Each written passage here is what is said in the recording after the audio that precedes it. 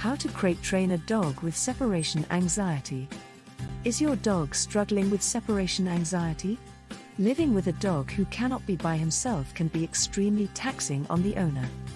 While looking for solutions, you may have come across the recommendation to crate train your dog.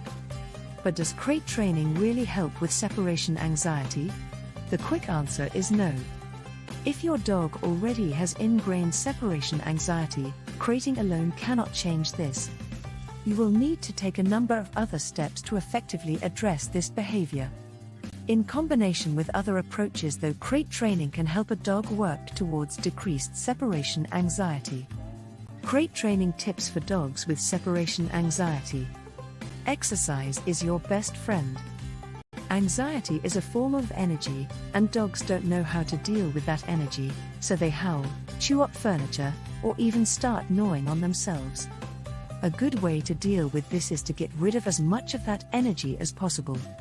Take your dog for a long walk, engage in a vigorous round of fetch, or do whatever you need to do to tucker out your pup.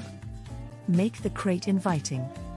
You need to make their little hideaway as cozy and comfortable as you possibly can. Buying a good crate mat is the best place to start. This gives your dog a snug place to lie down, which increases the chances they'll nod off instead of turning destructive. Separation anxiety is often caused by missing their owner, so throw some dirty clothes in the crate as well. This fills it with your scent, which should calm your pooch. Give them something to do. If you leave your dog alone without any entertainment, it's no surprise that they decide to make their own. This could mean destroying their mat, trying to find ways to escape, or simply serenading the neighbors for hours at a time. That's why you need to give your dog fun toys to play with.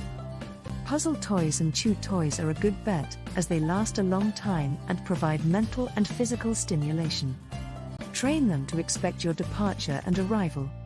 Part of the reason that dogs grow so fearful after you leave is that they don't understand you'll be back. To them, you may be gone forever every time you walk out the door. To dispel them of this notion, establish a command that lets them know you're leaving, as well as a companion command that you use upon your return.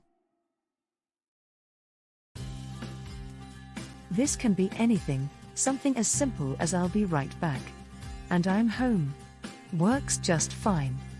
Manage your departure cues. There are likely certain actions you take before leaving that spark your dog's anxiety. These could be grabbing your keys, putting on your shoes, or opening the door. As part of the desensitization training, you can incorporate a few of these departure cues to try to rob them of their power. Your dog needs to learn that it's not the end of the world if you grab your briefcase. Only work on one departure cue at a time. This prevents your dog from becoming overwhelmed while also giving you a clear idea of which cues upset them the most.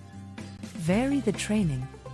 You don't want to do your training at the same time every day, or else your dog will learn that their new skills only apply to that given time. If you vary up the training times, the dog will be able to apply the lessons more universally. Likewise, if there's more than one person in the house, make sure everyone takes a turn doing training. If only one person does it, then the dog will think that it's only okay if that person leaves. If all else fails, consult your vet. Some dogs are just naturally more high-strung than others. Dogs who were abused or neglected as puppies often have the strongest separation anxiety, and sometimes all the training and toys in the world won't do the trick. If that's the case, you might want to talk to your vet about putting your dog on an anti-anxiety medication. Your vet will have a better idea of whether meds are warranted, as well as which ones would be best for your pup.